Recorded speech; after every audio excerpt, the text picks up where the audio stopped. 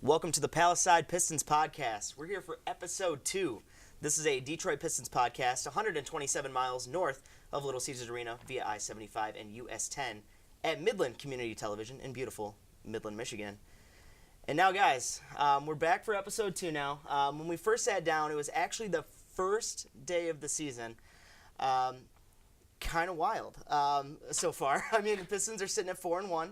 5 games in. We got another game against Boston here shortly. But before we get into the Boston stuff, I kind of want to talk about the 4-0 start and really just getting initiated with how that looked and maybe a little bit of the overreaction or the reaction from Pistons fans. So how'd you feel after the 4-0 start, Brad? Felt fine, I would say. No swings emotionally one way or the other. We knew the schedule was soft to start the season. Coaches talk all the time about breaking up the season into certain chunks. Some coaches with young teams will break it into 10-game chunks or even quarters of the season. More experienced teams will split it in half.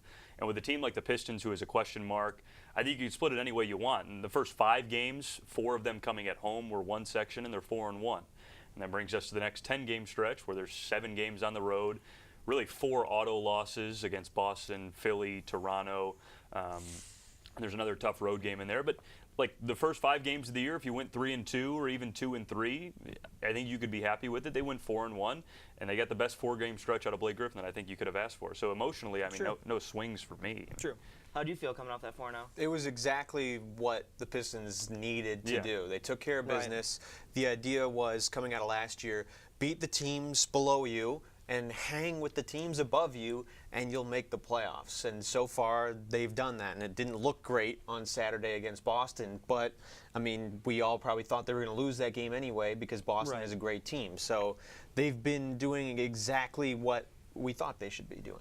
Exactly. And also, just for our viewers and our listeners, I just want to say, Brad Tunney, Kevin LaDuke, Blake Froling, I didn't get into that in the beginning. Especially if you're listening, you're probably like disoriented right now. Yeah. They know who we are. Yeah, exactly. Yeah, there you go. So yeah, starting 4-0, I mean, I would have been happy with, I was looking at 3-1, maybe. I mean, 2-2. You would think that Philly game could have ended up being a loss pretty easily, but they were without Ben Simmons. I just think emotionally it probably put the members of the team in the right spot and really get them meshing together. They really kind of de factoed to Blake, it seems like, and it was hard for him probably to come in last year at a time that he came in. You can't really make your stamp on a team, and plus, people were kind of doubting Blake Griffin, saying we don't really know what he has left, where's his athleticism at, this and that. He definitely looked pretty smart in those games, so what do you think about Blake's basketball IQ? Well, look, like those were 4 games last year, and they won by an average of about 3 points per game against 3 non-playoff teams, 3 of those games at home, and like you said, Philly, a team that was missing a top 20 guy in Simmons. So those should have been 4 wins if you expect to be a playoff team. Of course. Now, with saying that, if those same 4 games were played last year to start the season, they're probably 2-2 because Blake single-handedly in the final minute or 2 of the Philly game, both in regulation and in overtime, and in the Chicago game, won them that game defensively with stops and offensively. So that could have easily been a 2-2 stretch without Blake Griffin playing maybe the best 4-game stretch of basketball he's played in his entire career. So what makes me optimistic about a 4-0 start is the fact that this is a team that needs confidence, a team that has been told that they're not good enough. They have a first-year head coach. They're led by a guy in Blake Griffin who has been told that he is not the same player he once was. So the fact that they start 4-0 is encouraging because it instills some confidence in them and some confidence in the fan base that has completely become apathetic towards what the success of this team is. So that's good. But on the other hand, if you do believe that was the best 4-game stretch you're getting out of Blake Griffin all season, and you narrowly beat 3 non-playoff teams, that should give you some pause, and is what has given me some pause moving forward and thinking this team still isn't any better than a fringe playoff team, even after a 4-0 start. I think that's fair to say, and also, I mean, with Blake Griffin, you're probably correct. It might be the best stretch in his entire career, and it definitely probably his best performance of his entire career, dropping 50 points against Philly, which he was absolutely out of his mind, and it was entertaining basketball that night. I was texting you guys, and I think you said, I think Blake and I both said it was the best basketball game we've seen for the Pistons in maybe a decade. Yeah, 2016 Game 3 first-round playoffs against Cleveland was probably the other game I can remember. Yeah, and that's like the most fun I've had watching a Pistons game in a long time, and you know, the World Series was on, and I was watching the Pistons. So I mean, that was kind of fun. It brings back a little bit of that magic. So I think emotionally it did do a little bit for me as far as saying, like, you know, they might not be that far off record-wise where they were last year, and I hope they're better, and obviously I hope they make the playoffs. But darn, they're going to be fun some nights. And Blake's going to put on a show some nights. And I don't think we're going to get a game like we got out of Blake against Philly again. But if he can give us even like an ounce of that, I'll take that anytime. If he can still have that superstar appeal. And I mean, at this point, we're married to him. I'm not going to get into the contract. We talked about that in episode 1. I think it's kind of nuts, but he's been fun to watch. I mean, I think that's fair to say, right? Oh, yeah. I mean, he's the biggest draw the Pistons have had since Grant Hill, maybe. So that was the only way they're going to get a superstar is with the trade. And if that's what you were going for, then that was a success. You saw that through the first 4 games, the superstar appeal. Even though, did it make them that much better? We'll kind of find out the rest of the season. But as great as those performances were, I was it also gave me concern because of how much they rely on Blake to do everything. And it is a different Blake because last year when he came to the Pistons, I thought he was a little more passive, wanted to maybe try to ingrain himself with his teammates by not trying to take over right away. And he had glimpses of it, but this year it is all Blake Griffin and everybody's just kind of helping out. And if he gets in foul trouble, if he gets hurt, if he gets off to a slow start like he did against Boston, then the next question is, okay, who's going to come in and fill that void? Right. No one's really stepping up to do that. Yeah, and I think that's a huge concern. I mean, when you look at the makeup of this team, I don't know if Drummond has it to carry the load like that emotionally. I mean, as far as the stats prove themselves, so I'm not going to sit here and call Drummond a scrub, and I'm a Drummond guy. I love Andre. But, I mean, is it 18 and 16 right now he's averaging? Something like that. I mean, pretty decent stat line for Dre, if you ask me. I just don't know if we have another person. Blake has to be that guy. Reggie Jackson wants to be that guy. I just don't think he can shoulder the load emotionally or like even physically. He can't put up the type of numbers to carry the team. So Blake needs to be the guy we saw for glimpses of those first 4 games, and he can be a little bit less than that. I don't expect him to finish the season averaging 28 points. But if it was around 24, 25, I think you're pretty happy because you got nights where he's dropping over 30, and if he can consistently hit the 20 mark, I think we're in a good position to succeed, especially if he continues to shoot well, which we haven't talked about that Boston game yet, and that's for good reason. It was an absolute dumpster fire. I mean, but before we get into the Boston game, I mean, even with that Boston game included in the stat line, you've got Blake Griffin shooting 50% from field goal, 55% from 3, and that was even higher before that game hit. So if he can continue to shoot the ball well, we're in a good position. Biggest thing that I found with Blake Griffin's numbers to start the season, and it again has given me pause, but it's also given me some optimistic thoughts in that Blake, like we know the guy we're watching. I know the numbers say that he's a lot better than anything we've seen in his past. Yeah. But as a trend, and when we talk around the association later on today, the change in the number of possessions in today's game compared to when Blake had his last All-Star season with the Clippers is so much bigger now. There are so many more possessions in the game that while his numbers look much better, this is the same guy we watched when he was a 24-year-old, the final year he was an All-Star with the Clippers. The numbers per possession, points, rebounds, assists, are no better than they were when in his final year as a Clipper. His field goal percentage is no better. His turnover numbers are slightly down, but his defensive metrics are way down compared to when he was with the Clippers. Like his steal and block numbers are way down. So he's exactly the same guy that we knew of him. So let's not fall in love with anything new that we have.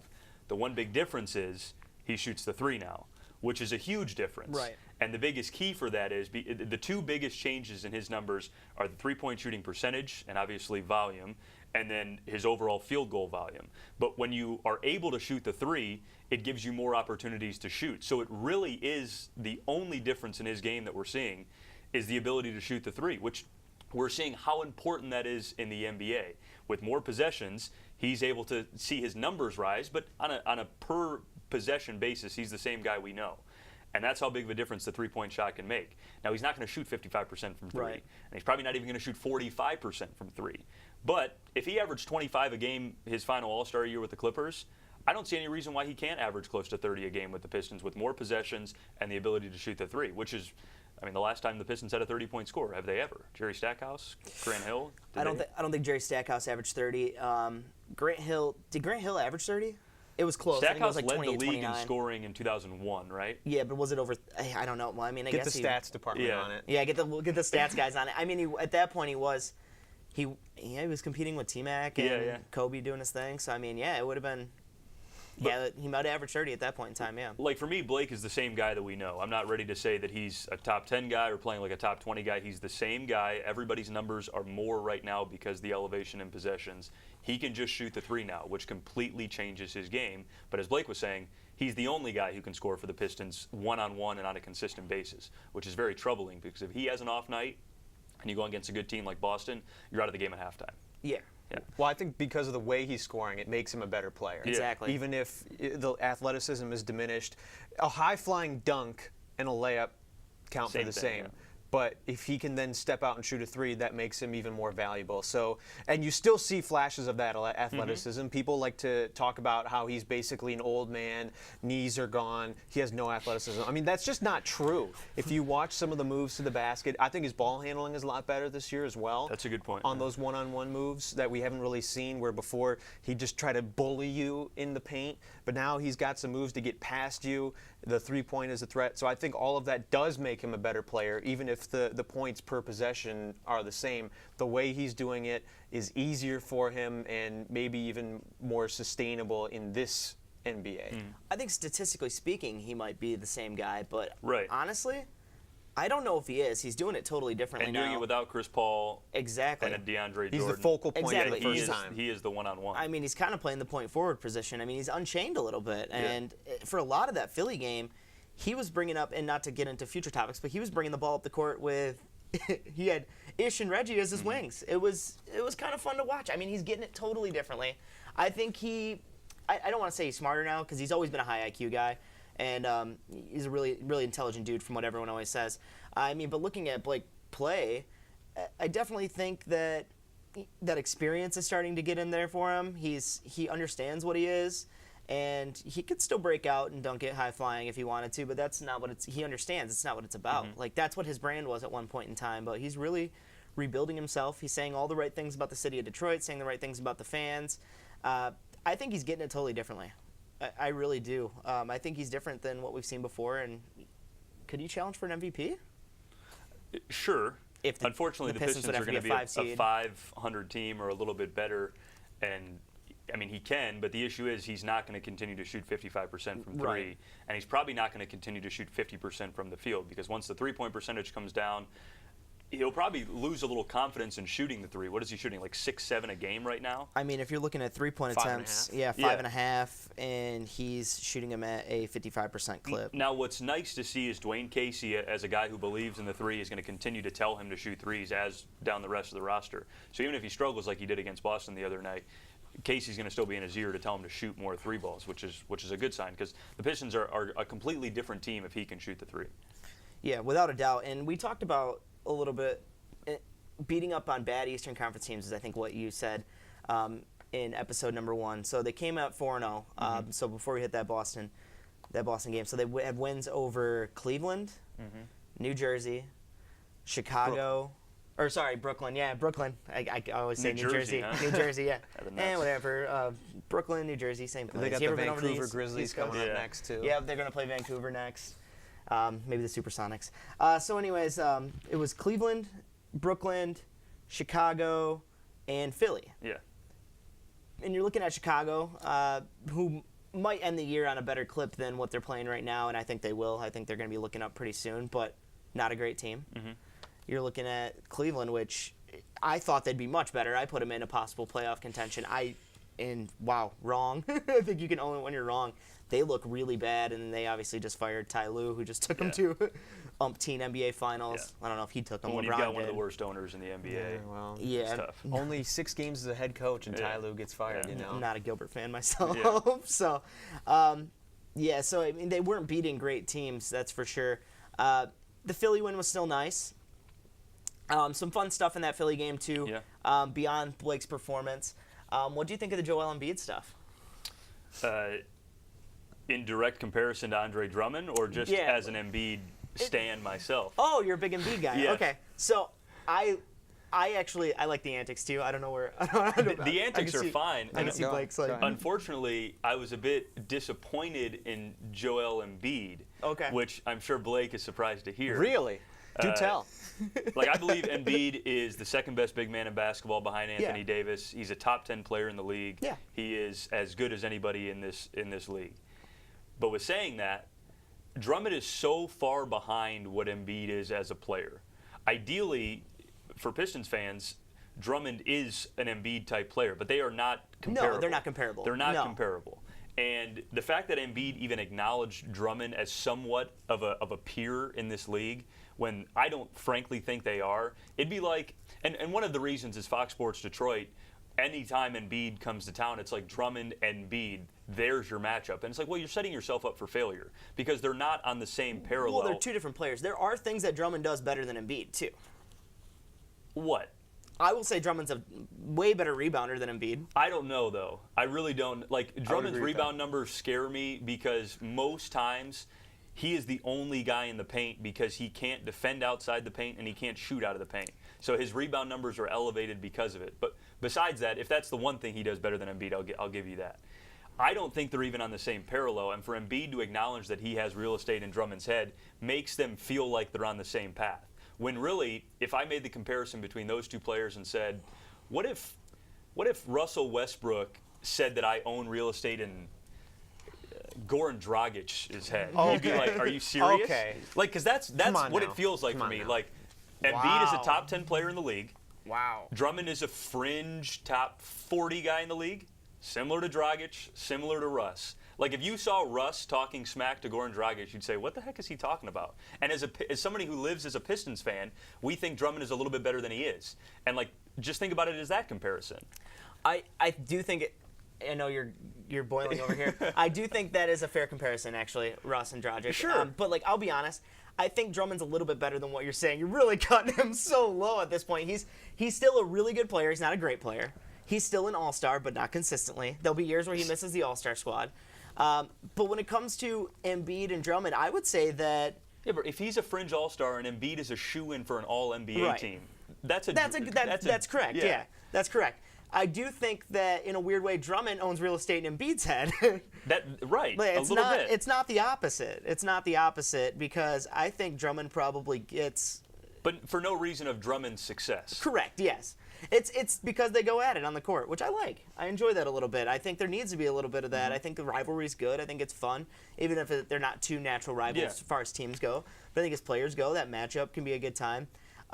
A lot of Pistons fans on Twitter, and obviously Twitter blows up every time, but Twitter, Facebook, they're all going nuts when Embiid basically baited the technical. I thought that was fun. I'm not a fan of, like, my player necessarily doing it or getting ejected, but the Embiid stuff, like, I don't know. Like, I kind of like that personality trait out of him. I mean, he's an instigator. Mahorn was loving it. Mahorn as a Pistons guy. He's an instigator. He's kind of an immature guy, but so is Andre Drummond. You know, Andre's very immature. Yeah, both of them are, and they're similar personality-wise, if they're not similar skill set-wise. So I think it's a fun rivalry, just because they love going at it, even if the skills don't necessarily match up. Like Andre should never shoot another three-pointer again in his life. I do like his mid-range game has gotten better. No. He hit one against Boston. There were points in that Philly-Detroit game where I was laughing in embarrassment for Andre Drummond. Like actually. He was so frustrated by Embiid's defense on him and the fact that, what did Drummond finish, 4 of 18 as a 7-footer in this league? Yeah. That's terrible. Like, that should never happen once in his career to where he finishes 4 of 18 from the field. He was missing point-blank shots. We got better when he was off the court. Oh, and we've been better when he's been off the court all season, net rating-wise. But Drummond would secure a defensive rebound after Embiid would go at him and then go coast-to-coast and airball layups. Like, nearly throw the ball out of bounds and then try to lay the ball up from the block and airball it. He needs to quit playing like he has so much to prove because he plays well against other big-time centers, or he has big games against other big-time centers. Al Horford was terrible against Andre on Saturday. Drummond just needs to play his game and be the best version of him that he can be. Right. It's not, and we talk a lot about individual stats, and we probably always will on this particular podcast, but when it comes to when it comes to Pistons teams that have got it done in the past, it was never about individual stats. No. I mean, there was a lot of times where Ben Wallace wasn't the best center on the court or the best player on the court or whatever, but when we look at him as a legend because they understood the team game. I think Andre, as soon as he gets in his head and understands exactly what he is to be the best version of him, then we're going to be in driving position to be a really darn good team. Because, I mean, he is a good enough player to be, maybe a third guy on a roster. So if we develop a second guy behind Blake or above Blake. He'd have to be like the 4th or 5th best player on a title team. Well, I'd say a title team. Team. On our team, yeah, he could be like the 3rd best player. Give me home court advantage. Like a home court advantage type team maybe in the playoffs in the East. With the emergence of Blake Griffin, I feel like Andre doesn't need to do the mid-range. He doesn't need to do the threes. If he could be a Clint Capella type rim run, pick and roll, the Blake and Andre pick and roll is great. And because it provides matchup problems because both guys can take you to the hole. Andre could be the pick man, or Blake could be the roll guy even. They could switch it off either way. I think that could work out really well. But Andre doesn't need to be a playmaker. He just has shooters around him, especially with Blake now being able to shoot. He doesn't need to be a Joel Embiid type to be successful. If he can just lock down on his defense, be the best rebounder on the court every single time he steps out there, and don't get in the way of the offense, I think that's what could make him the best. I think there are guys in the league that struggle when they face an identity crisis. Yes. And not that Drummond's in the midst of an identity crisis, but for years he has been the best player for the Pistons. He's a max money guy. He has been flaunted marketing-wise in the city as the best player on the roster, the best player on the roster.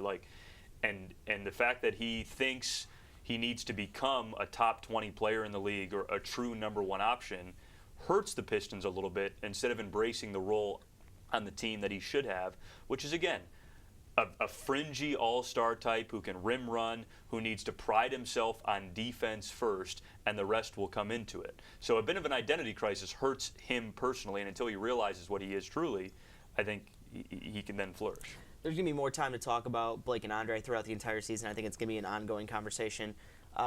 Little off topic, do you think he finishes the season as a Piston? Drummond? Yeah, do you think they'll trade that contract at any point? I don't know if he is tradable. I mean, I would love to move it, right? But I don't think it's tradable. I don't know of any team in their right mind who would take it on. Any team in their right mind.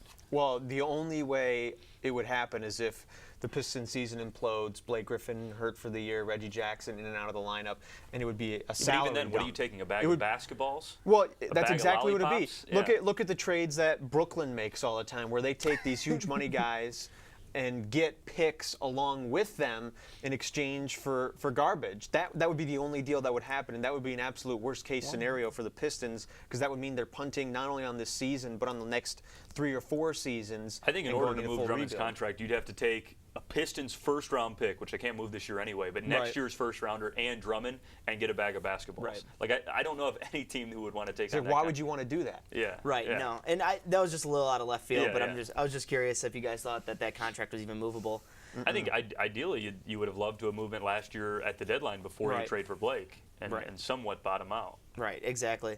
And speaking of Andre, I want to talk a little bit about, did you guys see the comments Andre made about fans? A little bit. I tried to ignore them. Yeah, and I'm not big on that stuff either, but I think the basic comment was that he made, like, I don't play for the fans. Yeah. But he said it in, that was the statement. And so, of course, people freaked out, and I was like, whatever, I don't really care. Just play basketball. I'm a fan of the Pistons. Just play basketball. But that wasn't the whole statement. Right. That was the thing. Right. A lot of people just took that chunk of it and say, oh, he's selfish. He doesn't care about Pistons fans. But that's not what he was getting at in this whole series of tweets. But the reason I wanted to bring it up now in that series of tweets is because I think you get it, I get it, because eventually he was like, no, I'm just saying, like, I play for my teammates, I play for my family. Right. And it's like, you know what you're doing when you make comments like that.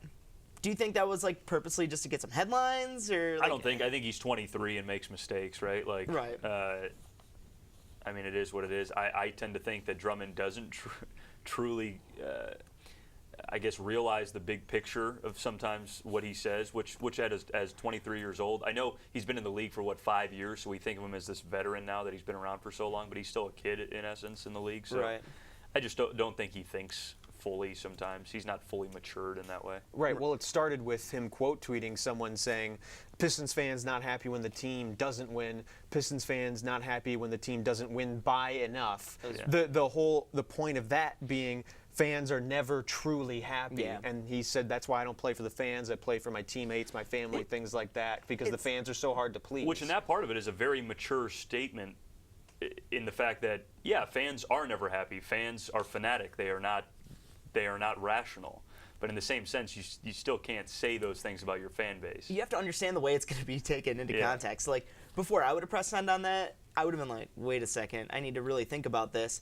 I mean, because it was Rod Beard's tweet, and and Andre, I think it's actually like his 7th season, isn't it? Or is he? It might be. What is he? He's like could 24, be older 25. Oh, yeah. okay, then sure. Yeah, I think Andre's a little bit older, but I mean, looking at that, like, it was Rod Beard's tweet that he retweeted and said something about the fans. And I think it is a mature statement if you're talking to him face to face, and he's like, listen, I love the fans, but you can't always play for the fans. You got to play for your teammates and your family, because fans will be a little bit irrational, but the people that'll hold you down are the people that'll be there for you. But when you come out on Twitter and say that, it's like it's just an example of that maturity we talk about, and I would never picture Blake doing that, for example. So it's just, And at the same time, fans are not happy when you only win by 3 points, when you beat up on bad teams, because sometimes fans understand the process better than the players do. The players, and Drummond sometimes, I think, when we talk about his rebound numbers and things like that, in terms of the process, a 3-point win over Brooklyn at home is not truly a win in the long run. Right. And fans are correct about that. Like, you'd want to see better at home against a Brooklyn team missing 3 of their top 7 players. Exactly. And then I think that point, too, about how I said Blake would never tweet that, I think it's good for the Pistons to have Blake as their best player now, because the intangibles that he brings beyond the stat sheet will be professionalism. And he's handled a lot of situations in L.A. I mean, and we're finding more about what was going on in L.A. I mean, even now, like, you've got DeAndre Jordan's dating his ex-girlfriend, and Blake had dumpster fires. One of the Kardashians? No, not one of the Kardashians. I forget her exact name, but like it was a girl that he was with when he was in LA. Okay. Like, so they were in the same group or whatever. I'm just trying to get back to the Andre Drummond, Miranda Cosgrove days. Oh, not Miranda, Jeanette McCurdy. Oh. Andre Drummond, Jeanette McCurdy. He dated Cosgrove too? Was it? Who's right. Jeanette McCurdy? Jeanette McCurdy was on. She was not the Drake and Josh girl? No. Jeanette Oh, McCurdy's the blonde girl from Sam and the Cat. That's okay.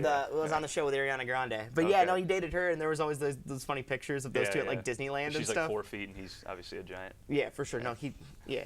thought it was Andre's Miranda got swag, Cosgrove. but he's not pulling Miranda Cosgrove. I gotta check. I was shocked when you said that. I gotta check up on my kids' TV shows. Come on, man, catch up on your pop culture, bro. Yeah, there was a lot of immaturity in that relationship too. A lot of stuff blew over because of that, but we What was won't her get name into that again? today. Jeanette McCurdy. All right. Yeah. So, touching a little bit before we get into some other stuff, what do we think about Ish and Reggie? And we talked about them being on the court at the same time, winging out. I thought it was kind of cool. I don't know what you guys are thinking. They need to be on the court at the same time. Maybe not to start the game, but to close a game. Right. I think that's the best lineup. When you have those two together, you essentially then have 3 good ball handlers, throwing in Blake Griffin in there. And you can do it now because of Ish Smith in the fact that he can shoot. If you look towards like the last 10 games or so of last year and into this year, his 3-point numbers are way up. This guy couldn't hit anything before that. Yeah. But now he can shoot and space the floor for you, have an extra ball handler for smaller lineups that every team basically uses in crunch time. Takes the pressure off of Reggie so he can also be a shooter even though he's not hitting it as well. 36% from 3 is not bad though. So I think that the more playmakers you can have, because Ish is a great playmaker, he's the fastest player in the NBA. I didn't know that. If I you didn't look know at that was actually a statistic, yeah, the tracking stats, average speed on the court, he's got the highest. Okay. So when you have that many playmakers at the end of the game, it only helps you, and I think those lineups are the best. They both start? I don't know if they both start, but to close a game, Sure. that's more important than a starting lineup, is your closing lineup. Right. And it's not always the same. I mean, if Luke's out extensively, I guess we can see what type of move Dwayne Casey wants to make. My thing about Reggie is, and he is a playmaker, and he's got it done in crunch time before, and the stats are there to support that. I just question his decision-making ability. Like, I feel like there's a lot of shots that Reggie Jackson takes, and I don't think it's just me. I think it's a lot of people watching Pistons games. You really sit back, and he gets more of the what the heck was that? And then any other player on that team. A bit of an identity crisis what is he? that he needs to be taking big-time shots. Right. His brain is 2016 Reggie Jackson when he had the explosiveness and he led the NBA in fourth quarter scoring. But his body is that of a 40-year-old Reggie Jackson who has lost that speed, and instead of getting past the big man in the paint, he gets blocked by the big man in the paint. And once he learns to maybe work around that, then they can be more successful. I think he thinks he's a 2015 Russell Westbrook. I'm going to be completely that's honest. True. That's true. He plays like he averages a triple-double, and at this point, he's not even leading his team in assists as a starting point guard. So one of the things that I'll be very interested to see as the season moves along, and the sample sizes aren't nearly big enough to figure out what lineups are best, but the lineups that feature the two of them together, the lineups that feature Reggie and Blake together, and then the lineups that feature Ish and Blake together. And to see what of those combinations has been best. Obviously, the most minutes right now have gone to the starting five of Reggie, Stanley, Blake, and Andre. But there are some lineups that have shown right now that the net ratings with both of them on the floor are very good, and both of them on the floor have been very bad. Yes. In very small samples, we're not sure yet. So I'll be very interested to see how they work out. Now, with saying that, on paper, I think it does sound best that Ish and Reggie are on the floor together, because Reggie plays off ball, and as a spot-up shooter, I trust him a little bit better than being the guy that off the dribble trusts himself to go one-on-one. And you love Ish. The net rating this year with him on and off the floor is second to only Blake on the team. Yeah. Reggie has a negative net rating right now, way lower than even Drummonds, who has a negative net rating on off the floor. So for that reason alone, you would think Ish should be getting way more minutes than Reggie, even though it's flipped right now. Reggie has played more minutes. We haven't seen that ever happen yet, where there's been arguments about Ish and Reggie, but we've never seen the flip when Reggie's healthy. Unfortunately, I think the defensive inflexibility when those two guys are in your backcourt together really hand ties you, especially when you have a guy in Blake and Andre who are two below average big defenders. So like Andre can't guard a wing. Blake can give you some wing defense, but not the same way, obviously, top defenders in the league can. So what does that lineup look like defensively over the long term against good teams, like a Boston, not like the first four teams that they beat? So I struggle defensively with those two guys. I think for now, you still go with Reggie in your starting lineup because Ish makes more sense as your change of pace against the second unit. Unfortunately, Ish gets a lot of his minutes against the other team's second unit. Right. So that's why the net rating looks so great. So I think for now, you stick with Reggie with a very watchful eye in that maybe in a month or two, if the numbers continue to trend the way they are, Ish becomes your starter. And and that could be interesting. We're going to see those two a lot together really soon here. I mean, we've had Luke Kennard went down with that shoulder injury. It's going to put him out, 3 weeks? Is that what it is? 3 to 4, I think is what they said. Ooh, hit a pick he didn't see. Shook him. It was. I felt bad for him because he literally didn't see it coming, completely inadvertent. Just ran right into it and just wrecked his shoulder. You would never think it'd put someone out that long, but they might be being precautious at the beginning of the season. And I mean, Luke started out pretty decent here too. I mean, if you look at Luke averaging 15 minutes a game, 6 points, but beyond the stat sheet, he's looked pretty decent on the court, especially shooting 66%, 50% from three. It's kind of weird how they've been using him. He hasn't been getting consistent minutes. I feel like it's less minutes than last year. Yes, it's definitely less. And we thought Stan Van Gundy was giving him fewer minutes than he should have gotten. Now he was getting, again, in a small sample size, he was getting even less. I mean, Bruce Brown was playing a lot more over him in the first game, and a lot of it is defense with Dwayne Casey. If you're not a at least average defender, you're probably not going to play as much, and that's probably the same thing for Glenn Robinson. So when he comes back from that injury, I would like to see him get over that 20-minute threshold because he's the best shooter on the team, just from a pure skills standpoint. Right. So he's so valuable in that way. He can even handle the ball a little bit for you. They wanted him to be the point guard in Summer League. So it's disappointing that we kind of get the delay to see what the next level of Luke Kennard is. So we talked a lot about the good so far. I mean, and a little bit of where we think things could fall, and the 4-0 start. But now the bad, because the Pistons are 4-1. And they got absolutely destroyed by arguably, and I don't think it's an argument, the best team in the Eastern Conference on Saturday night. And they get to play them again on Tuesday, which isn't ideal, but I think I don't mind the back-to-back myself. But first of all, you were in the building. Yep. Correct? Unfortunately. So you were in the building Saturday night. I mean, wow. wow, what do you think of that game? Words cannot describe my disappointment. I figured they would probably lose because Boston is the better team. Yeah, you go in thinking that. But if it was a close game, maybe not an overtime game like the Philly game, but at least close so that you can hang with them, I would have been okay with that. But from the get-go, they were just off, and it was defensively where they were so bad. I was sitting in the nosebleeds, so I kind of got the aerial view of the games, like watching the All-22 in football. So you could see kind of how the Pistons' defense was reacting compared to Boston's, and it was so different. The help defense was so much quicker with Boston. They were able to switch so much easier, whereas with Boston, 2 quick passes, and the Pistons were already out of sync, led to easy buckets inside. And so whether it was the matchup problems with the Pistons being too big or just not being good defensively in general, that was the biggest difference. It wasn't, I mean, the offense was bad too. Right. But seeing the stark differences in how far the Pistons have to go defensively, that's what really stuck out to me the most. I mean, it's a league of wing play, man. Boston's got it going on. Their wings are good, and they're fun to watch. So what do you think about the Saturday night? Was it what you expected? Or I wouldn't expect to lose that bad, but... Well, I mean, you start 4-0. You've been exerting a ton of energy, 1 overtime game. Blake has had the best 4-game stretch that we might see of him during the season, all that. Blake starts out cold. You've won 4 in a row again. Emotions are high, and eventually you have a letdown, and then you play the best team in the East, and that's what happens. So, like, a lot of teams have scheduled losses in the NBA. Anthony Davis didn't play the other night for the Pelicans. James Harden has missed a game. Kawhi Leonard has sat out. There are scheduled losses. It's fine if the Pistons lost that game by 50. Blake wasn't playing well. Everybody played in the second half, and those are the only takeaways for me. I do think, like, that's what happens when you play a real team. And we saw the teams that they played in the first 4 games, and then that's what happens when you play a real team.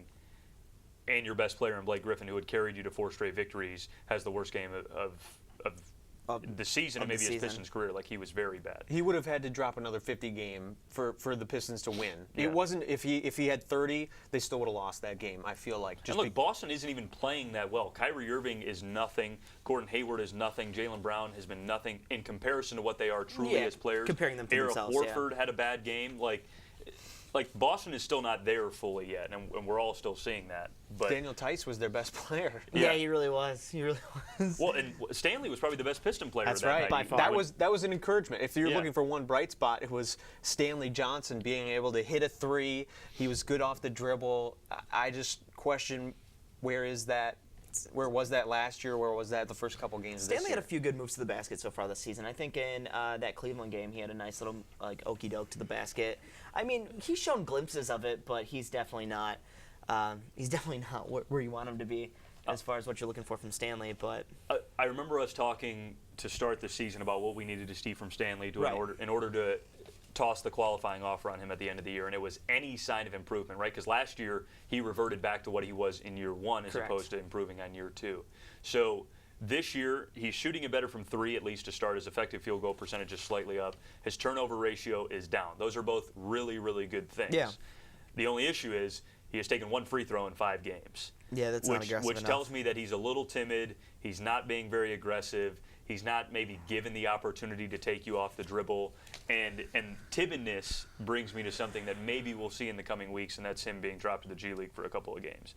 And it's something that we've seen every year in his career so far, that he's been sent down to the G League to boost confidence, to give him the ability to know that he can score 30 a night. And the G League season starts for the drive on Friday. You send him down there, you let him be the best player on the floor, you let him get to the free throw line 10 times a game, bring him back up, and hopefully he keeps that same mindset. I don't think it would be terrible to see that happen for Stanley. Especially early in the season, because he's still a big part of the team. Yeah. I mean, you want him there down the stretch, but I think at least early in the season he could do a few games down in the G League to maybe boost some confidence and get him where he needs to be. Right. This team needs scoring outside of Blake. And Stanley, as we've seen, 1 free throw in 5 games is not good enough for a wing player in this league that's playing the amount of minutes that he is.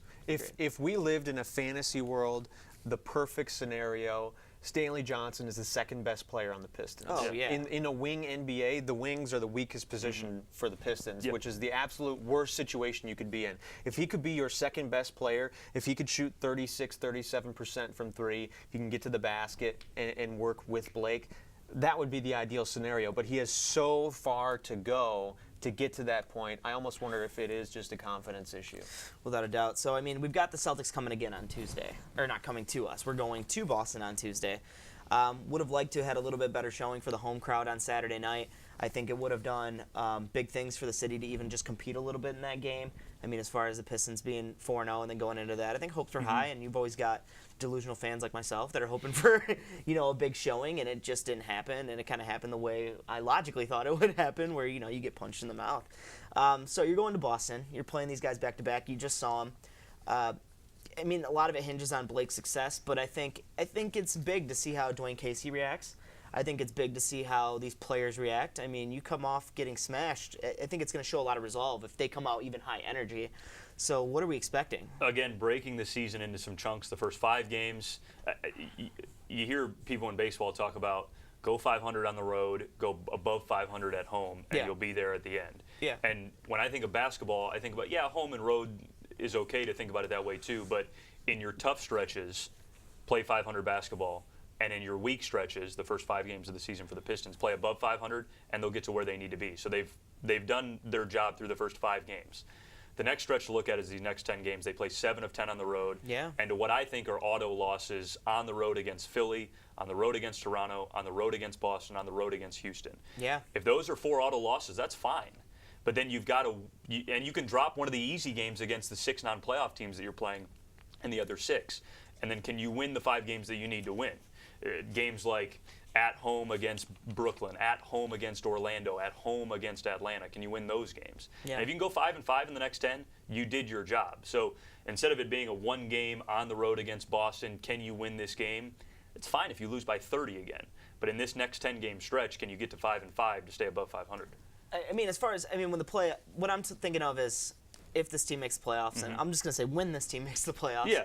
I mean, you play the same team so many times, and you might be playing Boston. Right. So I think it shows a lot of resolve if you can at least get up energy-wise. Even if they lose by 30, but it's like obvious that they're playing super hard, and they're out there, and they're gunning for it, and they're trying to correct mistakes they've made. Maybe they're testing different lineups. Maybe he gives Lure and Ellenson some more looks. I mean, I don't know exactly what it's going to look like, but I just want some really high energy, and I think it's a telltale game for the resolve and the mental capacity of this team to really get up for some bigger matchups. I mean, after that, obviously, you've got Philly, who's probably going to be fully health-wise. You're playing Toronto, who's playing lights out of the gate. Rockets are floundering a little bit, but, I mean, you expect to lose that game in Houston. And probably a packed house down there against one of the best players in the league and some other players that have had a lot of success as well. So, I mean, you're playing a lot of these teams, and I really like that analogy of going 500. I'd like to steal one of those against the big teams, though. Yeah, I think You that's steal one of those Maybe 4 auto losses that I talked Yeah, about. becomes a win. Steal one, yeah. Steal one of those. Even if you still go 500 And that's great. in that group of 10, yeah. even if you still go 500 in that group of 10, you drop an easy one or you drop 2 easy ones, but you win one of those big ones. I think that does a lot for the team as well, because as much as we're sitting here talking about, those games look like auto losses or those other teams are so much better, it's still the NBA. These guys go out and compete, but at the same time, they know as well. Yeah. Like, the players aren't, I mean, they're not in the locker room. It's not like Blake Griffin doesn't know that Boston's a better team than Detroit. Everyone's like, oh, we can beat anyone on any given night, which is true. But they have to know that, like, it's, I mean, these teams are better than us. So I'm hoping they can really steal them. So I want to talk a little bit about some off-the-court business for the Pistons a little bit. So you were in the arena Saturday night, and I want to talk a little bit about Little Caesars Arena and attendance. I mean, last season they still were, and it's a lot about the product you put on the court. It's still, close to the bottom of the league in attendance, and they have been for a long time, which is crazy because especially in the times where we started going to games, I mean, we had banners for, attendance records. Right. Yeah. Which is nuts, and that's in the Palace Auburn Hills, and all of a sudden it became an issue that they were playing in the Palace. So what was the crowd like on Saturday night? It was probably the biggest crowd they've had all year. Okay. Saturday against a marquee opponent, I think that's more than what the Pistons were doing being 4-0. That certainly helped.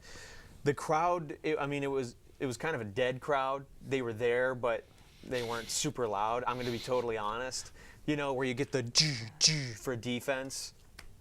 Nobody says defense kind of thing. People were just there to watch. Sipping $8 beers, enjoying a night out in the town. $10 beers. $10 beers, fair enough. Let me tell you. So fair enough. I think that the loudest the crowd got is when they showed Ben Wallace and when Donnie Wahlberg was throwing out balls to the fans. Donnie Wahlberg got that much excitement? But at the same time, maybe it's not fair because it was a terrible game. What is there to cheer about? Right. So I think if given the opportunity, they would have been louder. I was happy with the attendance. I would guess at least 75% full, which is probably the best they've had all year. Did they announce a sellout? No. Because it was announced a sellout on opening night, but it didn't look like a sellout on TV. I think we're tickets sold for sure. Tickets sold. We're in a weird era right now where a lot of people are buying up tickets and putting them on StubHub. So even the really good teams, you'll watch a game and like, oh, they have so many sellouts in a row, and it's like, well, it doesn't look like it. Not even close. Whereas it used to be when a team would sell out, the butts are probably actually in the seats. You'd see it. So I heard a hot take on the radio recently. From off-season podcast? Nope, it wasn't on your guys' other podcast. It was on a different radio show that is a statewide radio show. Rhymes with smooge. I think it's a huge show. So I was listening to Huge show. I'm not a huge guy myself, but I just tuned it on when I was in the car. And Huge says he thinks it was a huge mistake, the team moving to Little Caesars Arena, because he thinks that the Palace, although it was in a bad position to the city of Detroit, was in a good position for people on the west side of the state to travel over, and communities like Saginaw, Flint to travel down, and I'll throw in Midland. He didn't say Midland, but what do you guys think about? What did you guys think about that move in general? Well, I think they were late to the table. First of all, me too. I think they should have moved a while ago. It's a Red Wings arena that the Pistons are also tenants in. Yes, I think that much is clear. They make it obvious when you're there. Right. I think Huge neglects maybe the communities that are closer to Detroit as well. Sure, there were communities that maybe it's farther now that they're in Detroit, but what about those communities, Detroit itself, and the surrounding areas were farther when they were in the Palace, so it's essentially the exact same thing. It's interesting.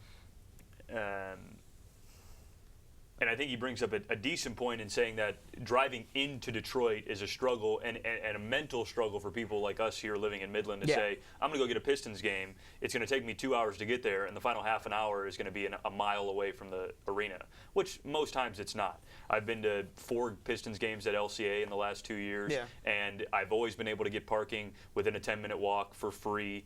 I've always been able to drive up and never have to wait in long aisles of traffic. It's been completely fine getting down there and not being like, boy, I never want to come back down here again. Right. So from that perspective, you understand it. And if he's never driven down to a game, maybe he's saying that not knowing. And it might be a mental hiccup for some people that are driving over from Grand Rapids to where going to Auburn Hills is much easier. But the point of moving downtown was not for outsiders to drive in. Right. Because that's the minority. The majority are the people that are in Detroit that wanted to watch Pistons games, that had to get in their car, drive outside the city, and then drive back into the city after the game. The goal is to keep people in the city and build back Detroit. That's what Detroit's purpose is. Not to create more Pistons fans in Saginaw. Agreed. Because if you're a Pistons fan in Saginaw, you're going to drive the hour and a half no matter if there's going to be an extra 15 minutes of traffic anyway. Agreed. Yeah. So, I think it's interesting, though. And that's the point I was going to get at as well. Like, as much as, like, I loved the Palace, and the Palace was ours, and you walked in the Palace, it was Pistons themed. There was always good prices on beer. There was a lot of stuff going on there that was a huge draw. I could get down there in an hour, 25 hour, and 30 minutes from Midland. But it was also awful that there was one bar across the street. Yeah, there was nothing going on. There was a bar across the street. Hoops was a mile away, which was like the pregame bar. I mean, so for me, like driving down to a Pistons game, it takes a little bit longer. Traffic in Royal Oak, because there's a bottleneck there every single time on I-75. About 15, 20 minutes, you end up waiting a little bit longer there. Especially on a weekday. But it was so much worse for people coming from Detroit going north on I-75. Oh, yeah. I mean, there's a lot of that traffic going up to Genesee County or the reaches of Oakland County.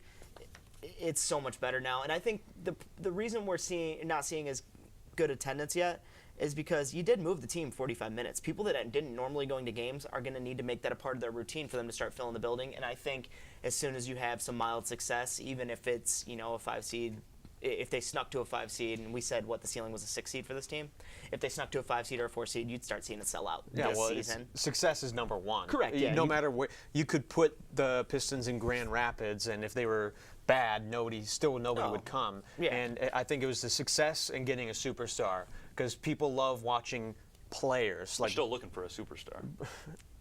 Brad is a fan of players because he's a LeBron guy. I'm not. He's an Embiid guy. He's a Simmons guy. I'm sure I'm missing a couple guys. He's a Bob Cousy guy. You know, he's a fan of players, and he's not the only one. There are tons of NBA fans that don't have a team; they have players. Right. Blake Griffin can be that guy for Pistons fans to latch onto, even if the success is a little bit better, but not great. I think that's the start. And then you start making the playoffs consistently, then people will come no matter where the stadium is. I mean, we do have fans that historically respect good teams, too, because, I mean, they've really had to. Isaiah was a can't-miss superstar. Let's not get that twisted in the late 80s. But at the same time, they had a team. I mean, a lot around him. And the exact quote by Joe Dumars about those 2004 Pistons, none of these guys were built as can't-miss superstars, and they weren't. So I think we do respect teams when they're good enough, and I'm hoping that is the case so we don't have to hear about attendance anymore. So real quick, in about the 10 minutes we have left here, I want to go around the association a little bit and talk about some stuff. The red meat time. What are some hot takes or something you want to talk about around the association? Well, again, I'll say three of the most interesting things that I've found from the NBA to start. Okay. Or I guess the three most interesting teams. One being the Lakers, of course, with LeBron James, him in the Western Conference now, and I know they are 2-3 maybe, or whatever the record may be, or 2-4 even. Yeah, make some free throws. You got one more win. Right, sure. I hope they miss the playoffs by one game. Wow. Keep going. I'll say this. Brad's never coming back on this show. I'm kidding. I think the Lakers are farther along than I expected even to start the season. Yeah. No matter what the record says, Lonzo has taken a jump from last year, and he was much better than most people gave him credit for last year. He has taken a jump this year into what should be a full-time starting role on the Lakers, and by next year maybe an all-star selection. Like, defensively as a point guard, I don't know if there's anybody better in the league right now. He is picking up opposing point guards 94 feet from the basket, which obviously causes shorter offensive possessions for the other team. It helps out you defensively in transition. He's as good as any point guard in the league defensively, and can guard 1 through 3 most nights. And offensively, he is now shooting it the way we saw it at UCLA. And with LeBron James on your team, if you can shoot 40% from 3, you're a fringe all-star by yourself. Plus the facilitation that he provides, Lonzo is here, and he's here to stay. And on top of that, Josh Hart is much better than we thought. The Lakers are here, and I think will clearly and should be favored at right now in my mind. They're going to win a first-round playoff series and be one of the 4 teams left in the West, which I don't know how you guys feel about that. No. I don't think it's a very big. I don't think it's a very hot take. Like, I think they're farther along than most people will give them credit for. They'll make the playoffs, but and that is not as hot of a take just because of LeBron James. Right, and it's not. That's what I'm saying. It shouldn't be, because as long as LeBron has anything around him, look what was around him in Cleveland. That team is 0-6. They fired their head coach. They're awful. He has way more around him in LA. They're younger, and that team is going to improve over the course of a full season, maybe more than any team in the league. And all it takes is getting a first-round matchup with LeBron James on your team.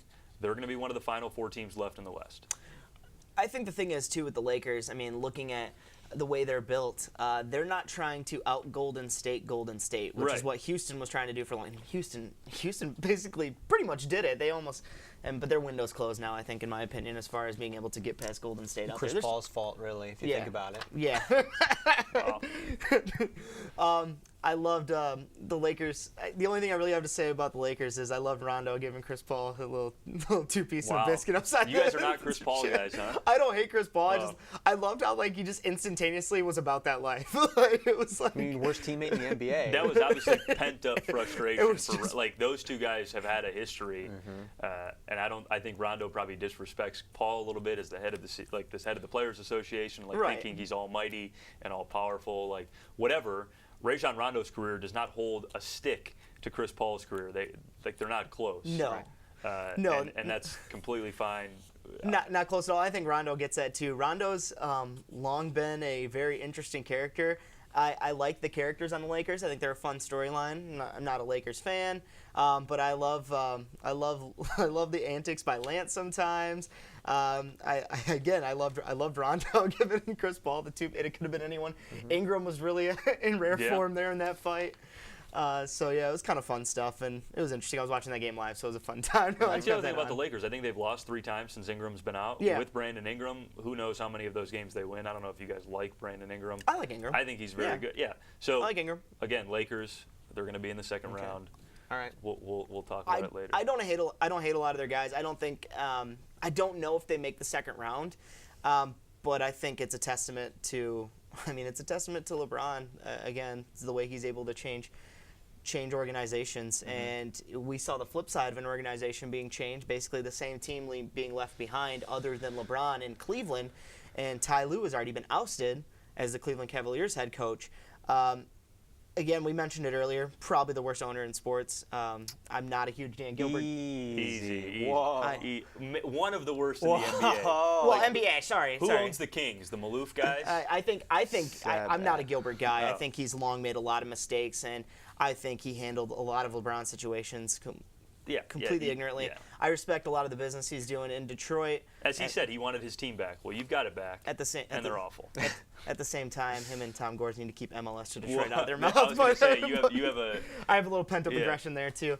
But, wow, I can't believe Ty Lue was actually fired already. I can believe it. I mean, if you see the product on the court, and then you see the rumors that management wanted them to play the younger players, Ty Lue wanted to play the older veterans, and trying to win.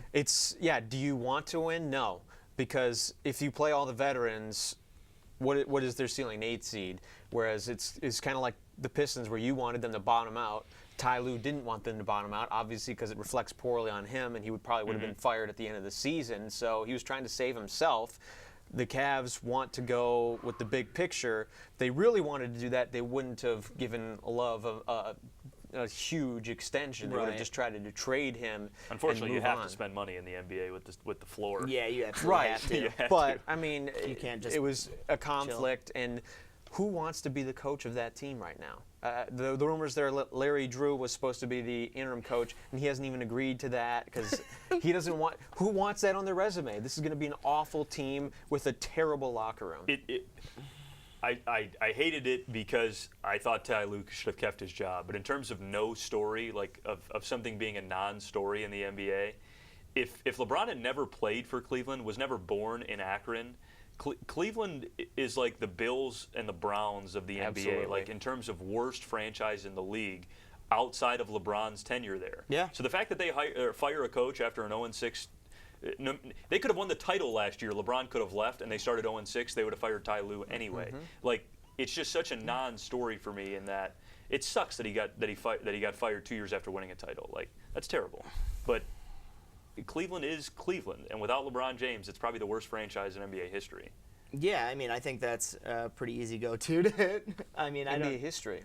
I mean, Kings are Kings I don't are know. Yeah, Chris right Webber, up there. maybe. They never had those any. years. The Kings made a couple of conference finals. They though, did in have the conference early finals with 2000s. Webber. Yeah. Yeah, those were good battles against the Lakers, actually. Yeah. And they should have won one of those, if I remember correctly. And Lakers stretched them and ended up taking over. Lakers were a better team at that point, but the Kings had them on their heels, similar to the way Rockets had the Warriors on their heels last year. So you mentioned Boston being clearly the favorite in the East still, right? Not true. I personally think they are, but Toronto's looked good. Is that where you're Toronto's going my with team. this? Oh, okay. You think Toronto's? I like Toronto. Okay. They're fun to watch. They still have a good bench. You have the best player in the Eastern Conference in Kawhi Leonard. So I think people are just forgetting that Kawhi Leonard was top 4 player in the NBA before he got hurt. Right. Probably could have played last year, but Well, who knows what's He was going hanging on. out in New York or and whatever. he's hot doing. take, he hasn't even been the best player on the Raptors to start the season. With Kyle Lowry. With Kyle Lowry Yeah. is good. Like Kyle Lowry has been an MVP type Kyle Lowry's player been playing out of his mind. to start. Yes, like Kyle Lowry might be the best player in the East right now. The way he started the Do you season. think that's consistent for him? I don't know if it's a full 82-game schedule, but if we can acknowledge that Kyle Lowry, or in a game between the Raptors and the Celtics, if we acknowledge that the Raptors have the 2 best players on the floor between those 2 teams, Kawhi Right and Kyle now. Lowry, but even at the end of the year, like Kyle Lowry and Kyrie Irving are pretty similar over the course of their full careers. Yeah. So if they have the 2 best players on the floor in that game, and Milwaukee plays Boston, and Milwaukee's got the best player on the floor in that game, I love Boston as much as you do. Great wing talent. I think Jason Tatum is a star. But the 3 best players out of those 3 teams don't play for the Celtics. you take Lowry over, well, I mean, right now, but, like, you think... I take Lowry over Kyrie last year, the year before. Oh, wow. I like Kyle Lowry a lot. I'm not a big Kyrie Irving fan. And Kyrie Irving has been awful to start the season. Yeah. But as he said, he is acknowledging a different role. Well, if your role is shooting 38%, then, like, that's not a good role, man. Like, for sure. I think that Boston will also be better at the end of the season as well. Yes. Once everybody gets used to these new roles, once Gordon Hayward gets his feet back under him. I mean, he even showed good glimpses against the Pistons, and I'm sure he'll show even better glimpses on Tuesday. So I think Boston will be better, but I still like Toronto. Nick Nurse is called like an offensive genius. Yeah. And he's kind of been working his magic with Kyle as like Lowry. the next Brad Stevens, right? Yeah. And Milwaukee is interesting. They've completely changed the way they're playing. Yeah. They've so much better. upped their three-point percentage rate 15%. They were 27th in three-point attempts last year. They're third in the NBA right now, shooting 15 more threes per game. Chris Middleton's become a star. Malcolm Brogdon can shoot the three. Brooke Lopez all of a sudden has become one of the best three-point shooters in the East. Like Ersan Ilyasova back with them. So we talked about what would make the East more what would make the league more interesting coming into the year instead of it just being guaranteed Boston, Golden State. Toronto and Milwaukee are legitimate threats in the East now, which makes it very interesting. Milwaukee being a legitimate threat, I hate it because they're. I mean, I think you're correct. I hate it because of the division, obviously. I mean, I don't want them to be good. I don't wish negativity on really anybody, but as far as that goes, like I don't want them to be as good as they are. But they look freaking good. They look good, man. I also don't think the Sixers are a finished product yet. I think they're the clear number 4. Yeah, they're outside of 4th. Yeah. Right. If they can get anything out of Markelle Fultz, it could completely change that team. But there's still something He's up and down with them. I think you either have to go all in on him or abandon him. Yeah. You can't keep him in limbo where you say he's the starting point guard and then never play him in crunch time. Right. You need to go all in on him, give him a chance, or don't give him a chance at all and get rid of him because Sixers, this is just holding them back. They barely have any games together. I mean, look at them. They've been anointed so early, and people forget how truly young they still are. And you'll say, well, Boston's still young too. Their process is just as good. Well, the issue is Embiid just played his 100th game professionally in the end. Like 100, that's just a smidge over a full season. And we've talked about him so much. Ben Simmons hasn't played a full season in the NBA. We've talked about him so much. It's like these guys are 30-year-old vets, and they are just getting into their sophomore season. Can't even legally buy a drink. Yeah, well, Simmons can. Well, Embiid can. Oh, that's true. Embiid's like 24 now. Oh, yeah, that's the right. issue. Yeah. Yep. So let's wrap it up a little bit here. So what are you looking forward to over the next couple weeks in the league? Like, what are some stuff you're looking forward to, or some My stuff Lakers, you're looking for? you know, seeing LeBron James is.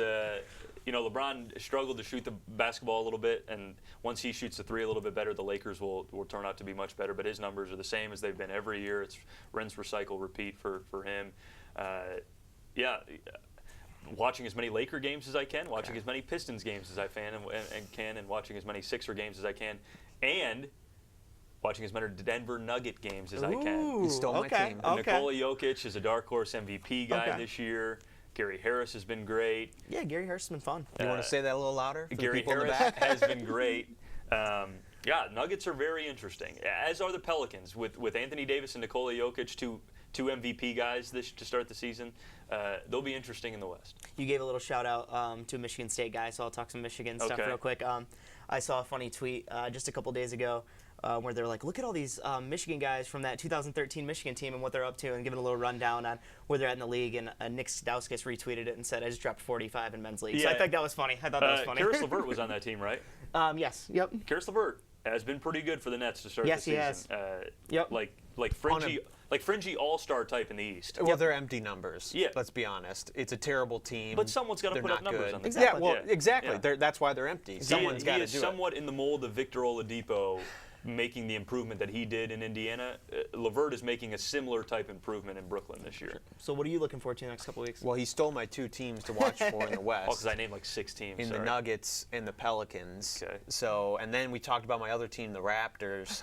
So I'm really trying to figure something out. I think the ongoing soap opera, if you will, with the Thunder and the Rockets will be fun to watch. Two teams that are slow out of the gate. We expect them to make the playoffs and be contenders. How long does it take them to get back up to that level?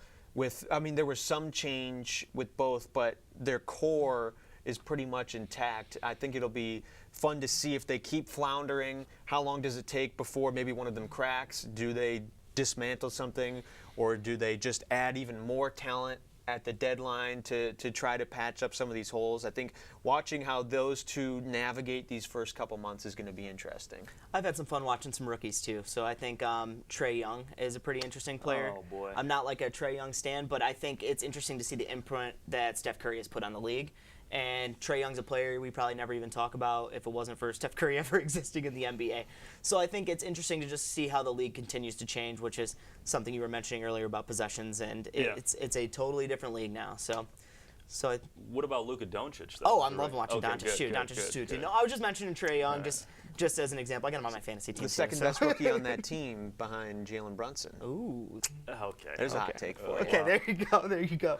So I think that just about wraps it up for episode 2. Are you guys feeling good then? Great. Feel good Awesome. about that. Well, thank you guys for stopping by. Appreciate you guys coming in here for the Palisade Pistons podcast. And we appreciate you guys watching or listening to the Palisade Pistons podcast. Look for more episodes in the future. Going to try and get on a weekly schedule here for you. Thank you so much, and we'll see you next time.